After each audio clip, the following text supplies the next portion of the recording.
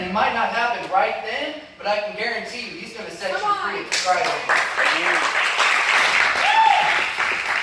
I was going to actually open up to you a bit. You see, before I was saved, I was like completely bound in depression, and I was addicted to pornography.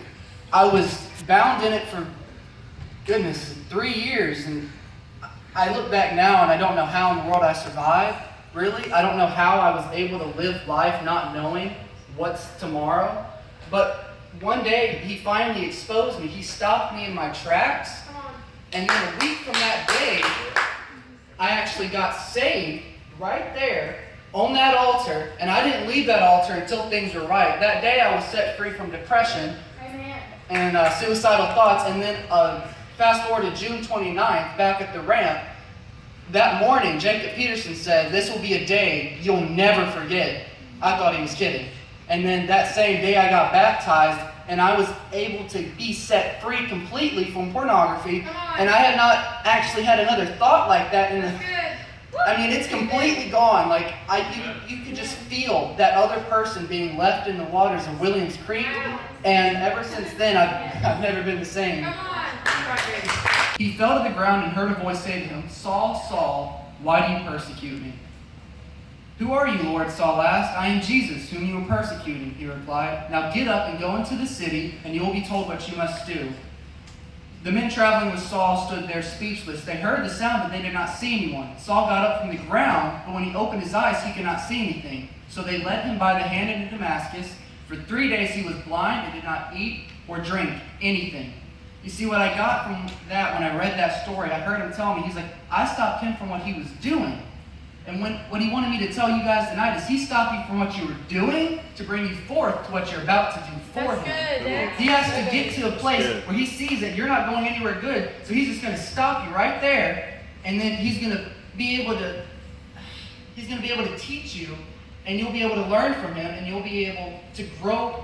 You're going to be able to grow further with him, and then he'll be able to use you. Come on. Yes. Another thing I heard from that was, when I was reading this, I heard him tell me, you'll be the today version of Paul. When I heard that, there was many things that came to my head, but then I realized that wasn't just for me. That's for all of us. Yeah. You'll be the today version of Paul because all of us have someone. Once you get in sin, you are a completely different person. But once you're born again, there's a whole other person that leaves you. When you're baptized, that person stays in the water. Come on. So think of this. Saul was left in the water, but Paul came out. So when you get baptized, your old self gets left in the water, but the new person comes out. That's good, man. That's right.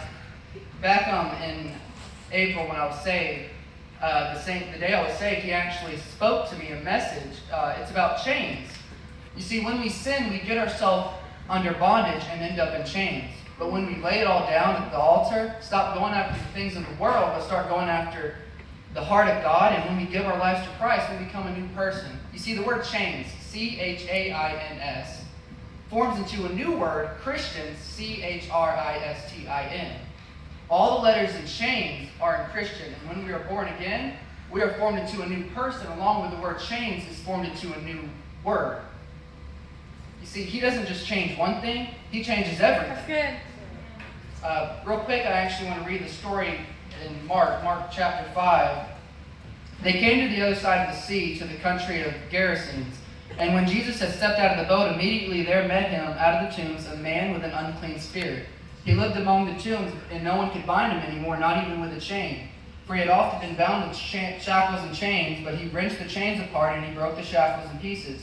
No one had the strength to subdue him. Night and day among the tombs, on the mountains, he was always crying out and cutting himself with stones. And when he saw Jesus from afar, he ran and fell down before him. I just lost my place, sorry. And crying out with a loud voice, he said, "What have you to do with me, Jesus, Son of the Most High God? I adjure you by God, do not torment me." For he was saying to him, "Come out of the man, you unclean spirit." You see, what I got from that message is that man wasn't just another demon-possessed man. Jesus just cast out all the demons. That was a man who was desperate, who was hungry, who was done with what was going on, that he saw Jesus from afar, so he ran to him, and he got down on his knees, and he cried out to him, and things changed. I heard this thing from a pastor at Elevation Church, someone that spoke there. He said, desperation is the doorway breakthrough walks through. If you want breakthrough, you're going to have to get desperate, and you're going to have to be willing to change things and drop everything so you can get changed. I just want to do something real quick. It's not an altar call. If you want to stand up and just hold the hands by the people beside you and just repeat a simple prayer. It's nothing public. No one knows what's going on. If this is for you, then you know it's for you. But I just want you to repeat a simple prayer, and then I'll hand the mic, or let the worship team get back. Say, Jesus, forgive me of all my sins. Cleanse my heart. Make me whole again. I ask you, Lord, to put a burning passion down in my soul. I thank you for everything you have done and will do. I love you, Lord. And I praise your holy name.